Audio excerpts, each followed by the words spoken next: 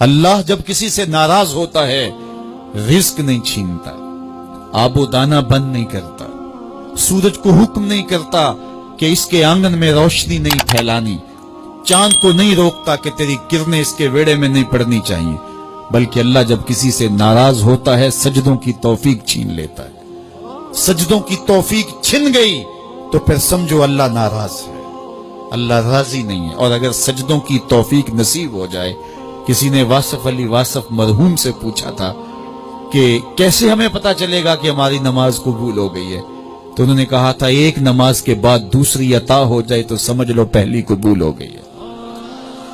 تو نمازوں کا نصیب ہونا یہ اللہ کی رضا اور اللہ کی خوشنودی کی دلیل ہے، اور سجدوں کی توفیق کا چھن جانا یہ اللہ کی ناراضگی کی دلیل ہے۔ میں اور آپ دیکھیں کہ ہم کہاں کھڑے۔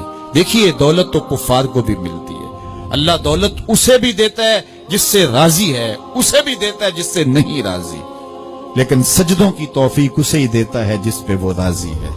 تو 5 گانا نماز شعار زندگی بنا لیجئے، نماز قضا نہ ہونے پائے۔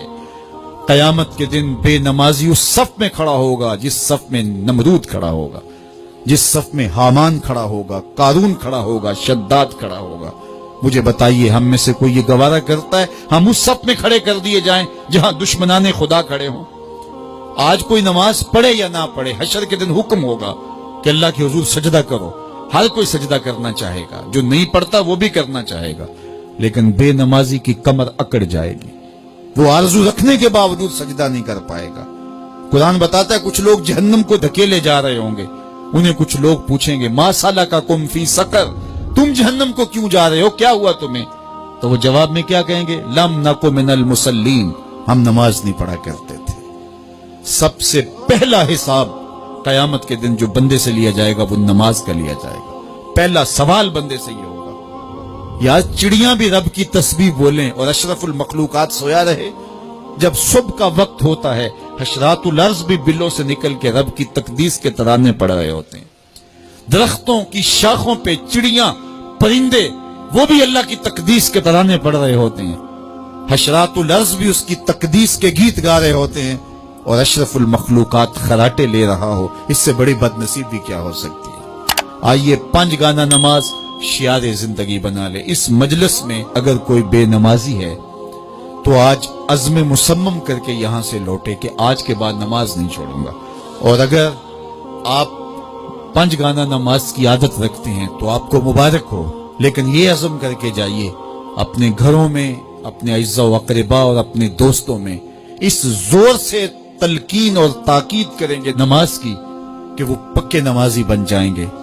بندہ بندگی سے سجتا ہے، زندگی آمد برائے بندگی، زندگی بے بندگی شرمندگی۔ اگر زندگی میں بندگی نہیں تو زندگی کے پلے ہے کیا؟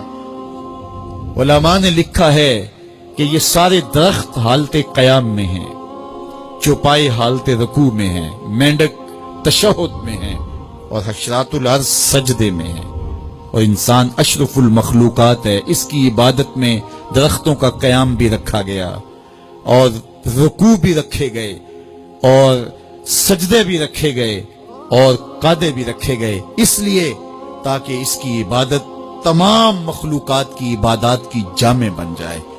لیکن اس کے باوجود اللہ کے حضور سجدہ ریز ہونا پسند نہ کرے تو بتائیے کیسے رحمتیں اس کے اوپر اتریں گی؟ خوش نصیب تو وہ ہیں جو 5 گانا نماز ادا کرنے کے بعد تہجد بھی قضا نہیں ہونے دیتے، سجدوں سے اللہ کے حضور حاضری پیش کرتے ہیں۔ سب سے زیادہ بندہ اللہ کے اس وقت قریب ہوتا ہے جب سجدے میں سر رکھا ہوا ہوتا ہے۔ انسان کے اشرف اعضاء اس کے سر میں ہیں، بولنے کی قوت زبان سر میں، دیکھنے کی قوت آنکھیں سر میں، سونگنے کی قوت ناک سر میں، چکھنے کی قوت زبان سر میں، سننے کی قوت کان سر میں، سوچنے کی قوت دماغ سر میں، اور سر مالک کے در پہ۔ ناک بھی رگڑ رہا ہے، پیشانی بھی رگڑ رہا ہے، اور زبان سے کیا کہہ رہا ہے؟ سبحان ربی الاعلی، مالک مجھ سے نیچے کوئی نہیں، تیرے سے بالا کوئی نہیں۔ انسان کو بندگی کا ذوق جب نصیب ہو جاتا ہے، جب اس کے حضور بندہ جھکنے لگ جاتا ہے تو پھر وہ کسی کے آگے نہیں جھکتا۔ وہ ایک سجدہ جسے تو گراں سمجھتا ہے 1000 سجدے سے آدمی کو دیتا ہے نجات۔ Subscribe now and press the bell icon. Never miss an update.